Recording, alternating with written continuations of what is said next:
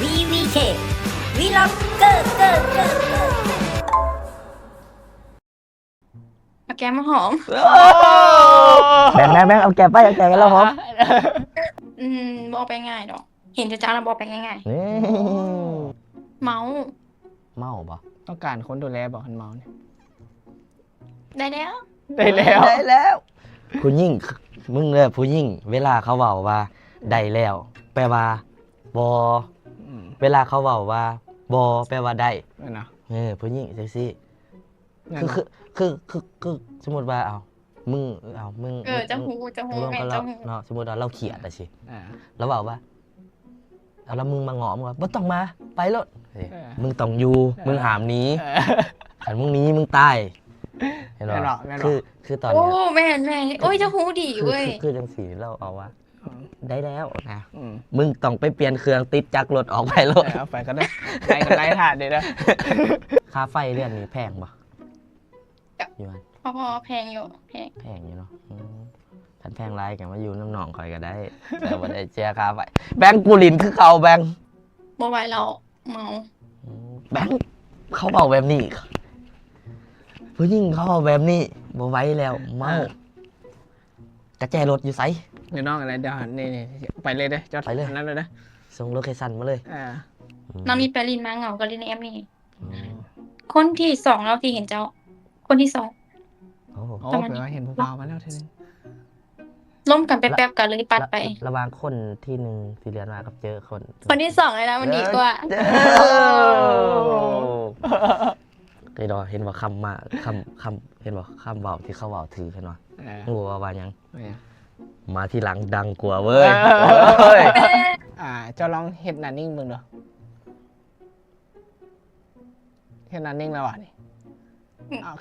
คือได้หนาหักแต่เฮ็ดหนานิ่งแล้วเจ้าซื้อยังหัน สื่อเจ้า ซื้อเจ้า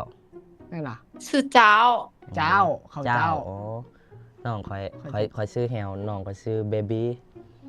บีบี แมนเล่าเบิ้งหัดเอินเบิ้ง บีบี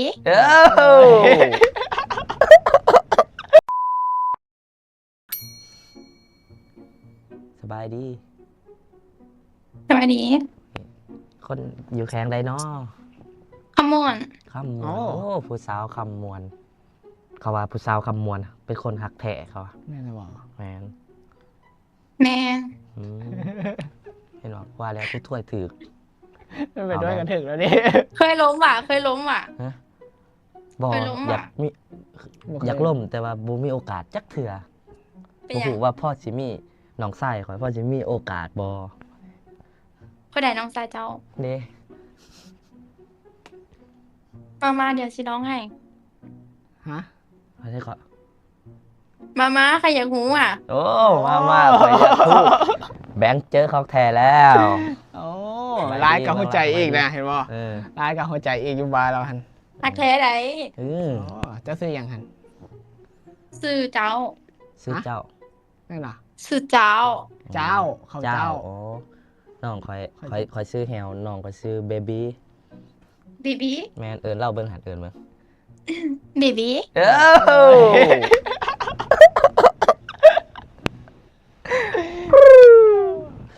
า อะไรให้อย่าง นั่งปัดแอปแล้วล่ม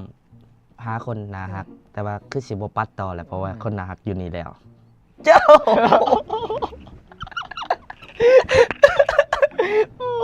ย่าเจ้าเดี๋ยวเบา เอาอายบ่เว้าให้น้องซะเอาอายสิบ่เว้าเด้อ ไม่ยังเบาโทษ เออ เขาเป็นคนแข่งใดนี่ เป็นคนแข่งนครหลวงนี่แหละ อายแข่งกัน อ แต่ ยู่เมืองไหน ตอนนี้อยู่นายไทยทอง ไปอยู่เมืองสีโคตรเด้อ อยู่เวียง เจ้า แบงค์อยู่เวียงแบงค์ นั่นเหรอ แม่ใครมาเพียง เอาเจ้าบ้านเด้ เมืองบ้านปากทาง เอ้าใกล้ๆเจ้าบอกทาง แม่นวะ นั่นเจ้าคอยอยู่ เจ้า บ้าน อยู่บ้านได้สะ บ้านนาเซียวนะ ปุ๊บ น่าใช้ทอง น้องบึกปะ น้องบึก ไก่สวะคันไว้ใกล้ๆแถวหนองบึกกับใกล้ๆกัน ใกล้เพราะว่าปากทางแถวบ้านไอ้ตูเลยใกล้ๆเนี่ย บนหลังสนามบิน อืม แม่แถวสนามบินเขาอยู่ใกล้ๆแถวสนามบินเนี่ย เจ้าไปเล่นมาบ่ แม่นไปลินมา ไปเล่นใส่มา โซเคียมดงนะโซ อ๋อ โอ้ ไปจะได้มือนี่มวนบ่ไปดิ มวนเมาแจ่มเบอร์ เอ อีก อยู่กับไผตอนนี้ ผู้เบารอเย่ โอ้ อยู่คนเดียว คนเดียวปะ จะได้ก็ออกไปหาแล้ว อ๋อโอ้ อ๋อไปหั่น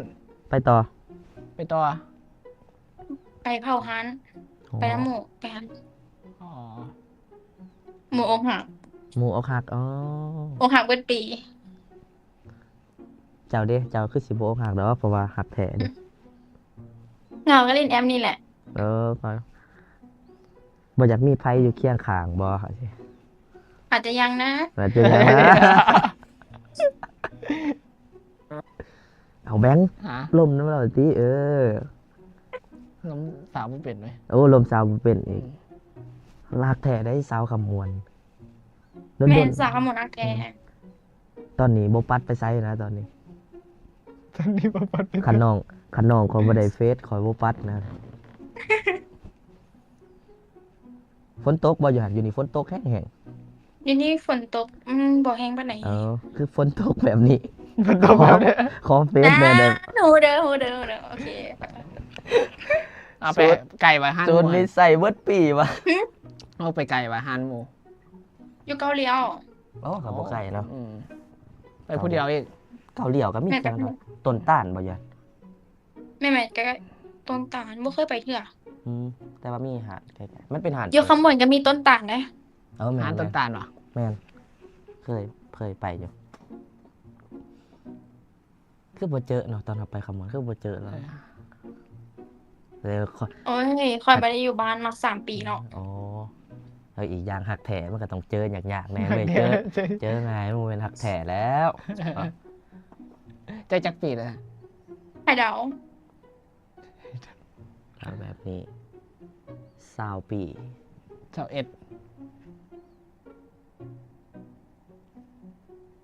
ให้เดาไว้อีกเทื่อหนึง เลขยังขึ้นนะ เลขไงข้างหน้า บ่ เอาลองอันนี้ป่ะเบิ่งตรงไปเลยโอเค อ๋อ 18 19 ใครว่า19 ค่อย เอาแก้มมาหอม แบ่งเอาแกะไปเอาแกะแล้วหอมเอาแกะแล้วหอมที เอาในหอมเลย เอา บ่ยอ โอ้ยเบายอกโอ้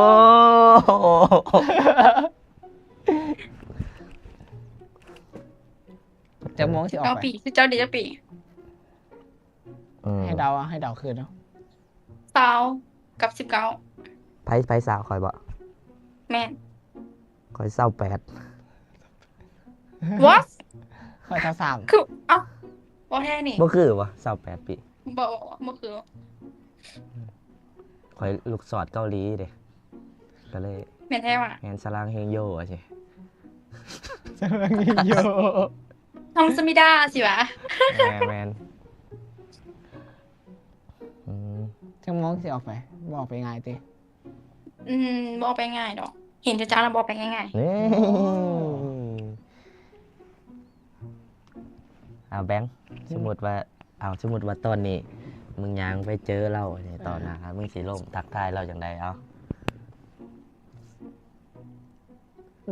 ว่าออกได้แล้วนะหัก โอ้ สตันก่อนแหละ สตันก่อน เออ ๆลองว้าวลองมาเบิ่งสิฟังอยู่ กินข้าวแล้วบอกเดี๋ยวว่าสิ นึกว่าเห็นค่อยนั่งกินข้าวอยู่ที่ไหนวันนี้ ยังก่อน ทำไมคะ ยางไปเห็นจะ นางไปเห็นเจ้านายกิน บ่ ข้าวใช่ป่ะ ให้ว่าคำใหม่ อ๋อสมมติจะบอกว่าสมมติยางไปเห็นจะกินข้าววะก็สมมติว่ายางไปเห็นจะกินข้าวเนาะก็ว่าน้องเศร้าซากินข้าวกินอายดีกว่า แบงค์มึงล่มหรือกูล่มเนี่ยประเดี๋ยวโอ้ โอ้เฮียนเนาะเฮียน สุด แถ แล้ว วหมู่เจ้านั่งยิ้มสรุปว่าน้องเจ้านั่งยิ้ม เฮียนแถวเนี่ยท่านลมสาวบุเก่งเนี่ย ล่มเศร้า ไปเมาไว้ตอนนี้นะ ฮะ เมา เมาปะ ต้องการคนดูแลบอกคนเมาเนี่ย ได้แล้ว ได้แล้ว ได้แล้วผู้ยิ่งมึงเลยผู้ยิ่งเวลาเขาเว้าว่าได้แล้ว แปลว่าบอเวลาเขาเว้าว่าบอแปลว่าได้ ไม่เนาะ ผู้ยิ่งจังซี่ งั้น คือสมมติว่าเอา มึงเอามึง เจ้าหู รวม แม่ กัน เจ้า เรา หู เนาะสมมุติว่าเราเขียดอะสิ อ่า แล้วบอกว่าเอาแล้วมึงมาหงอมึงว่าบ่ต้องมาไปรถ เออ มึงต้องอยู่มึงหามหนี้ เออ ขันมึงหนี้มึงตายเห็น แม่นบ่ ป่ะ แม่นบ่ คือตอน โอ้ เนี้ย แม่โอ้ยเจ้าหูดีเว้ย คือจังสีเราเอาว่าได้แล้วนะ อืม มึงต้องไปเปลี่ยนเครื่องติดจักรรถออกไปรถ เอาไปก็ได้ไล่ถาดเดี๋ยวนะไปก่อน อืมนะมือนี้คือว่า มื้อนี้ถือว่าโชคดีแล้วเห็นน้อง คือว่า อืม โอ้ ไม่ โห คิด ว่า หรอก คนอื่นอาจจะสื่อเฮ็ดธุรกิจ อืม สำเร็จเขาดีใจ คนอื่นอาจจะขาขายเครื่องดีใจ อืม คนอื่นอาจจะถือเลข อืม แต่ว่าเฮาเฮ็ดให้เรายิ้มได้เฮาก็ถือว่าดีใจแล้วสำเร็จ สำเร็จไป ยิ้มจนแค่แห้งแล้วตอนนี้เนาะ มาแล้วต่างวง8 โอ้ คน ตั้ง8 คนมาไว้เนาะ อืมเป็นจะ ขอวาร์ปมาได้บ่ขอวาร์ป ได้เอาไอจีว่ะ อันได้เบิด ได้เบิดทุกสองทางที่ งั้นก็เอาไอจี ทุกสองทางที่ติดต่อและติดใจพร้อม เอาเฟซเอาเฟซเดี๋ยวเฟซให้ โอเค โอ้เอว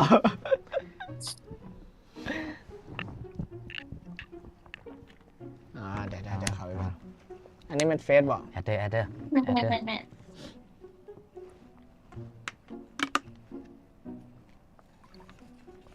หวานเว้ยน้ำดื่ม ตายกู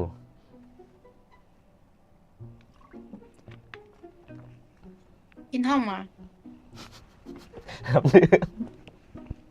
อ๋อ น้ำดึกพี่เดียว อ๋อดีแล้วครับรักษาสุขภาพคือกัน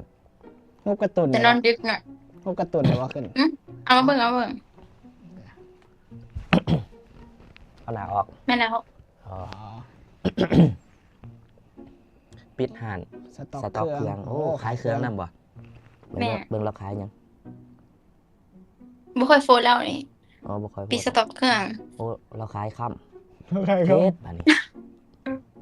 อ๋อเราขายเครื่อง โอ้ เลย เราขายเครื่องแฟชั่นงามได้นี่ เครื่องผู้หญิงซึ่งมันนุ่งบ่เฮา อยากใส่กระโปรงจะได้สีดำนี่งามอยู่ได้นี่ ที่บ่ ถือว่า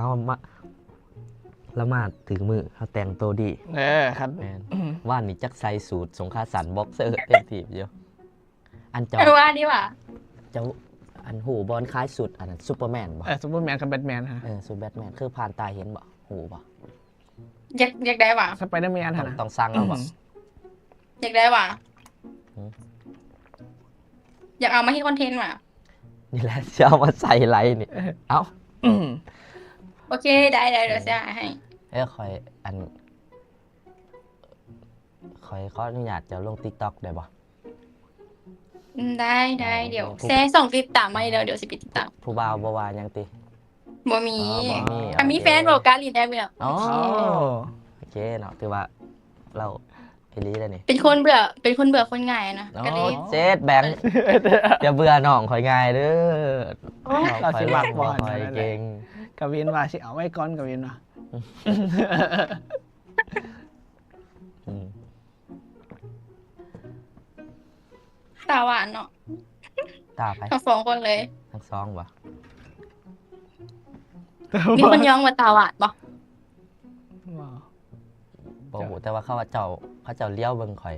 หน้าเขาเจ้าว่ามักสังเกตตา แม่น เขาเจ้ามักสังเกตคนตานี่ตาเขาว่า คันมาเบิ่งเพิ่นๆก็คือทอมเลย แม่น คือทอม ๆบ่แปลกเข้าไปก็บอกว่าคือทอม คือทอมเนาะ ทอมแอนด์เจอรี่ถือว่า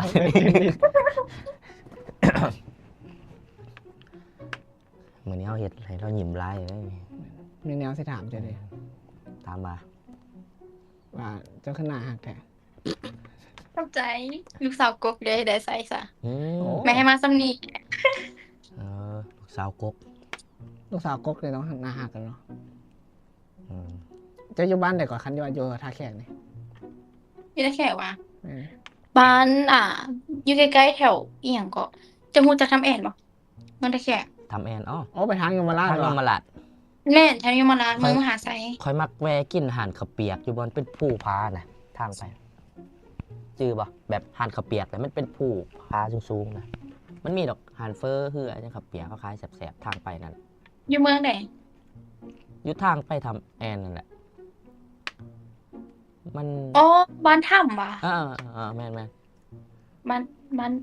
บ้านกวนตี้น่าจะเป็นบ้านกวน แสบแห้ง ทางโค้งว่ะ ข้าวเปียกเนี่ยแม่นบนทางโค้งกันแหละ ห้างกระเปียกแล้วก็ไปห้างฮอดห้างกระเปียกแล้วก็จังไปฮอดทำแอนแมันบ่ แม่น โอเคบ้านกวน แสบเลย เดี๋ยวมันลอ บ้าน งจิต เดี๋ยวนี้ก็จะปิดแล้วเดี๋ยวนี้เขาปิดแล้ว อ้าว มันชื่อว่าบ้านกวนพะวังประมาณนี้ อืมแต่คนนั่งกินข้าวเปียกอยู่เขาจินตนาการตลอดว่า ยานผู้มันโยดใส่นะ เออ กูกินข้าว อ๋ เปียก อ กูกิน เพื่อนไก่บนภูที่มันอยากแนบๆกัน แม่น ไก่ มัน เป็นโค้งเลยตัว แม่นกินแล้วก็ระแวงไปเนาะแต่ว่าแสบแต่ว่าตอนฝนตกในวิวงามไหน แม่น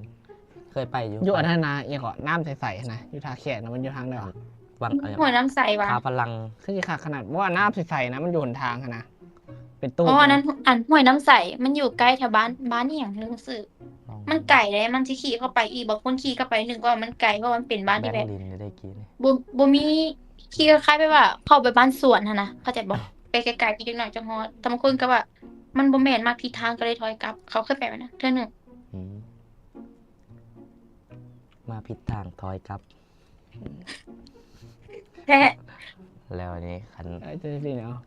ฮะ จะดีอย่างเอา แต่ว่าไปหาเราเนี่ยบุพิษแน่นอน แบงค์เอ้ยมึงก็ลินมุกที่ให้กูลินเลยอยู่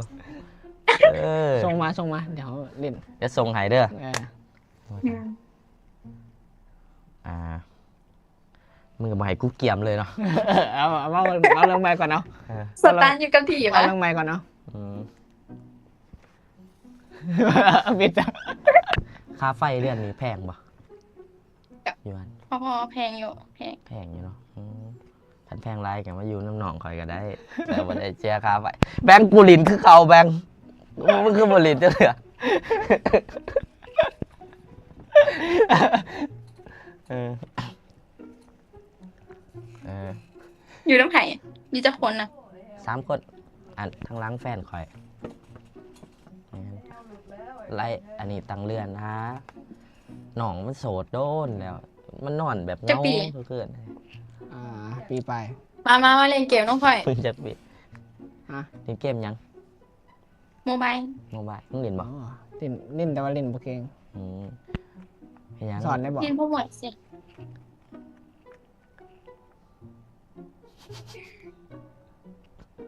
เอา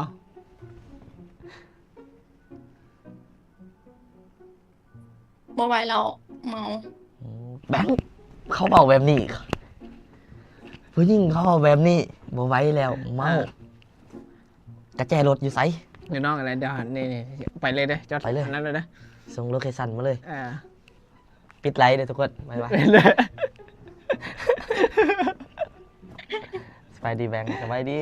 เกรซอน ไลฟ์สดว่ะ แมนไลฟ์สดอยู่ เอ้ยสวัสดีทุกคน โอ้ แค่ มาเห็นยาสวัสดีไว้ก่อน เห็นทุกคนเห็นเจ้าตอนนี้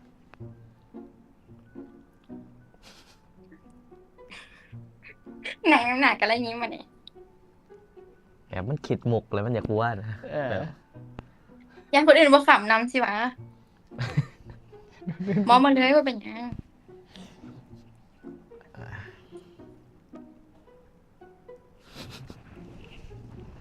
เอาเลี้ยวเบิ่งกับหัวไปดิอันมื้อนี้มันซุกร์แม่นเลยเนาะเขาจะไปกินเบียร์ลายวันซุกร์ วันเสาร์ เอากับบ้านนี่วันซุกร์ เออ มื้อนี้วันเสาร์แล้ววันใดจะสิได้เป็นแฟนน้องคอย วันที่32 บ่มีบ่มี โอ้ความหมายนี่ แล้ว เขาบอกแบบนี้แล้วตัดความหวังได้นี่แล้วว่าบ่มีวัน เอาหยอกเด้ หยอก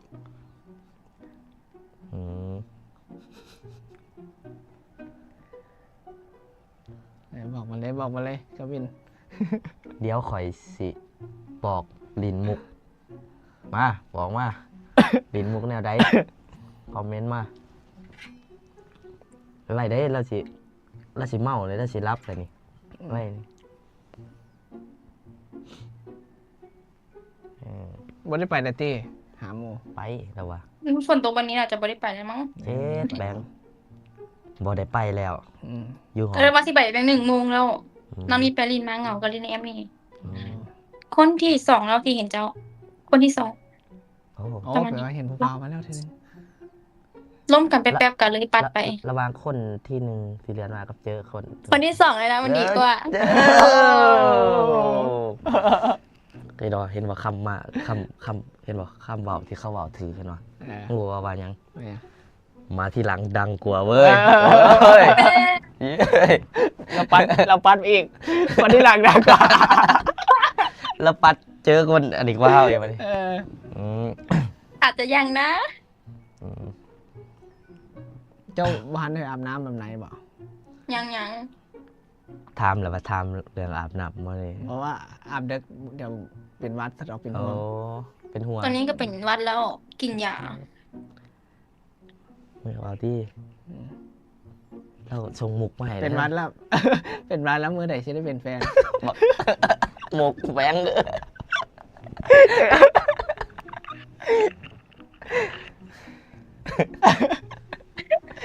แปลว่า ในหัวน้ำหมกอกแบงค์ ให้โอกาสน้องเจ้าแน่เจ้ากะ เออ ไอ้ยังเนี่ยมุกกาวินพิมพ์มา บอกก็เป็น เจ้าล่องเห็ดนานิ่งแล้ว คือใด อ๋อโอ้แล้วบอกกับวินนะ เอาเรียนเอา เออ เด้อแล้วสิลินมุกใส่เจ้าเด้อวันนี้เด้อตั้งใจแล้วตอนนี้ต่อไปเป็นมุก เอามาจากคอมเมนต์เนาะกาวินแนะนำมุกให้แบงค์เนาะจีบสาว 3 2 1 แอคชั่น เจ้าลองเฮ็ดหนานิ่งเบิ่งเด้อเฮ็ดหนานิ่งแล้วอ่ะนี่อ้าวคือได้หนาหักแต่เฮ็ดหนานิ่งแล้ว ได้เลือกผ่าน โอเคมุกนี้ผ่านมุกนี้ผ่าน ผ่านความหมายของเราผ่านคือผ่านไปคนหมาย อ๋อได้บ่ ได้ ได้เนาะ ได้ว่าได้กาวินดี โอ้โหเห็นว่าคักเลย ขันกูบอกเข้าใจเลยนี่กูอ่านกูบอกเข้าใจมุกเลยโอ้แต่ว่าแบงค์พันมุกเยอะ ทัน คือสมมติว่าล่มอ่ะสิคอยคันพวกคอยบปัดเจ้ากับบปัดหอนแจงเขากับกระไดปะโอ้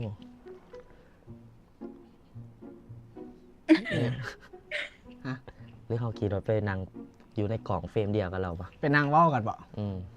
ขี่รถเป็นนาง ลองมา เว้า ลองมาโอเค แล้วก็ไปไล่สดไล่สดอยู่หน้าต่อหน้ากันเลยแล้วก็ไปนั่งล้มกันเนาะ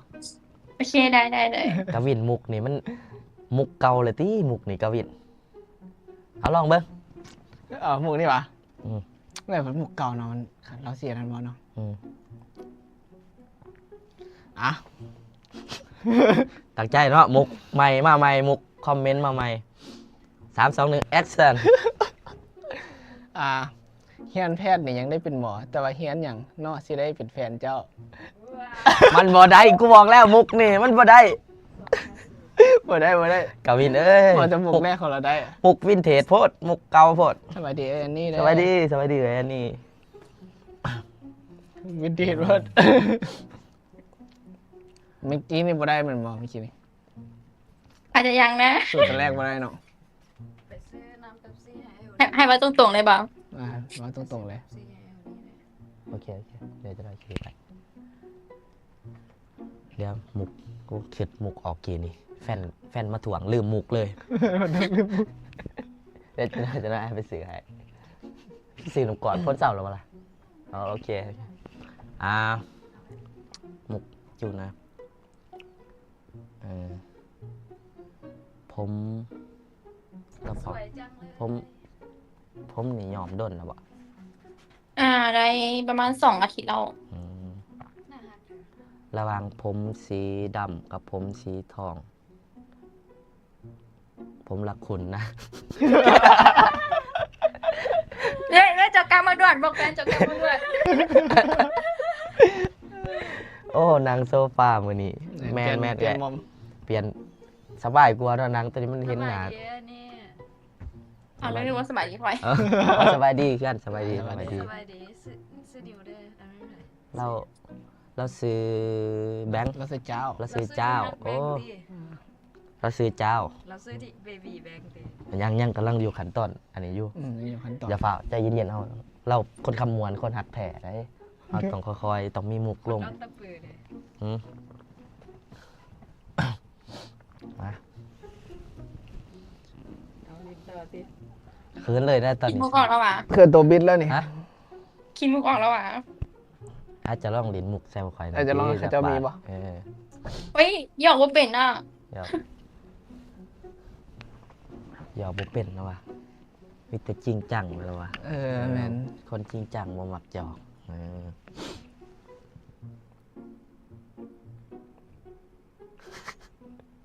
เอานิ่งบัดนี้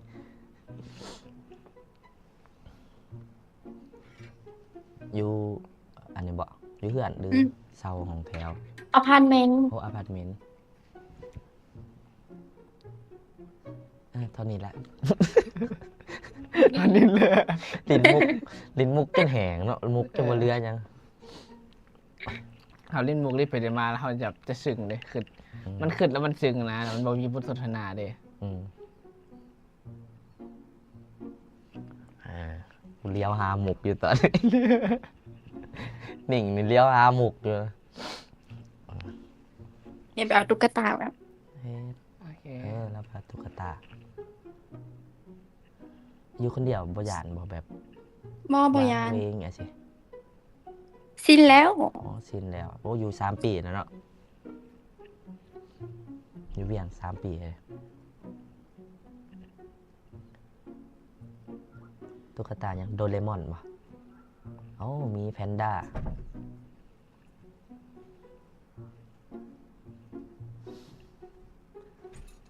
ระหว่างกอดมีกับกอดน้องทรายคอยจะคิดว่าอันใดสิอุ่นกว่ากัน อะไรอุ่นกับก็ตัวนั้น เนี่ย มันก็เต้น แต่น้องทรายคอยนี่ยังว่าท่านหูแม่นบ่ว่าอุ่นหรือบ่อุ่นเนาะต้องได้สัมผัสเนาะ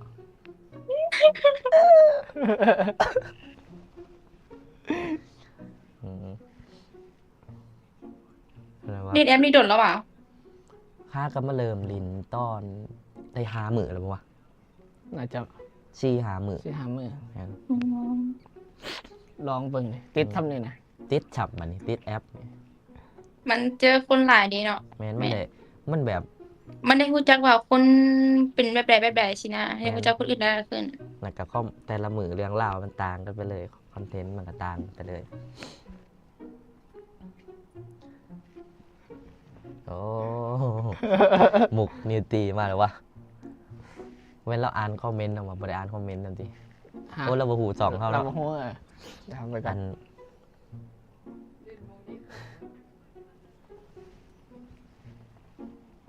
หมุกผ่านอยู่บ่ได้หมุกแฟนเขานี่ เอาแบ็ค เอามุกดีกว่า เออเจ้าหู อ่า ต้องเริ่มเข้ามาเจ้าหูบ่ อ่า เออ อันเจ้าจะหู้บ่วาน ฟันไล่อะยังเห็นผี แต่ถ้าฟันดีนะมันเห็นผม ในหัวกูคิดโค้งๆไปทางอื่น พันหายเห็นผีพัน แบบมัน มันอันนี้นะ เอ้ย บ่มีหยังบ่มีหยัง เออ หลงโอ้เอาหมุกจอนเนาะหมุกของจอนนี่ อันผู้นี้เราส่ง แล้วซอยเต็มที เรา เนาะ ซอยเนาะคอมเมนต์เราซอยแล้วว่า อันลงทางออกยังพอทนเราว่าลองเดาเบิ่งกูเอามุกนี่ ลองมาใหม่ลองมาใหม่ ลงทางออกยังพอทนลง บ่ หัก คุ้น ลงหักเจ้าบ่มีทางออกเลยสินะโอ้ ได้อยู่อันคือมุกนี่ได้ตัดคะแนนให้จักเปอร์เซ็นต์จักคะแนน อ่า5/10 5/10โอ้ได้5โอเคเนาะเราให้คะแนน5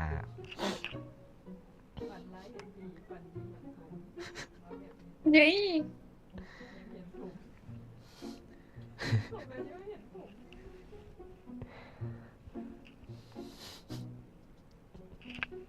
เอามานั่งหัวเสียเดียวอยู่วันนี้ แบงค์อืม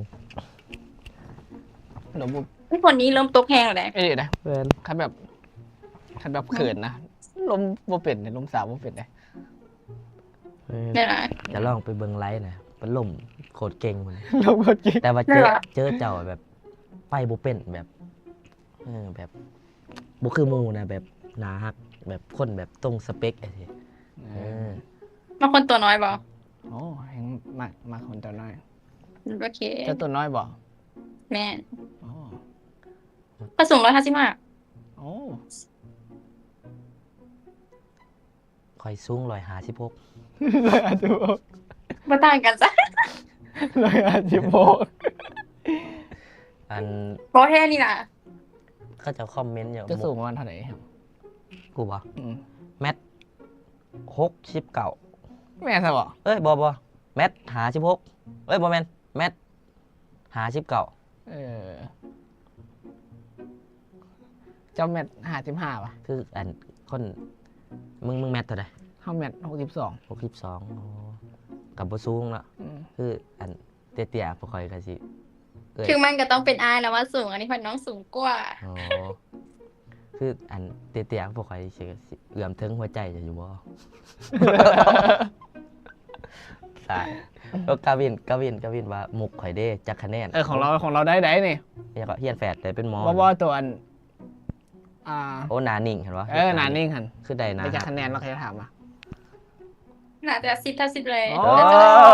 แล้วตอนแรกอะแบบมุกสิออกมาจังไดใช่แล้วฟังไปมากะโอเคอยู่ กาวิน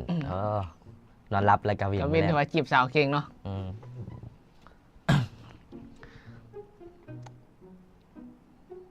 อยังได้ยินเสียงฝนบอก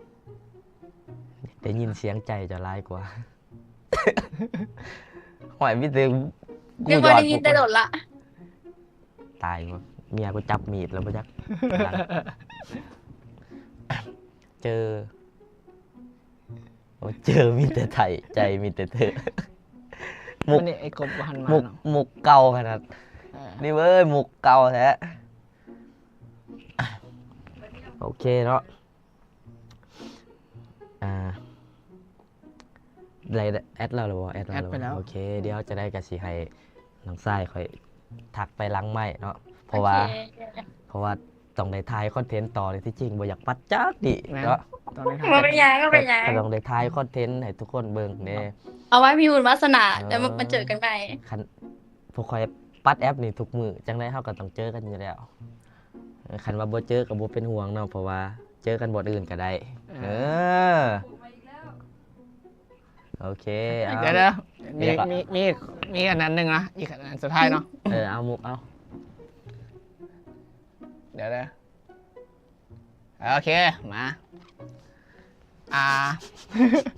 ว่าถ้าได้เรียนมุกกูว่าก่อน ผมอาจ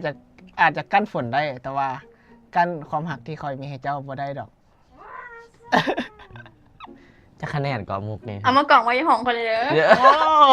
เอาไปกองให้ถือว่าเรามีผู้บ่าวหลายคนตีของไว้ โอ้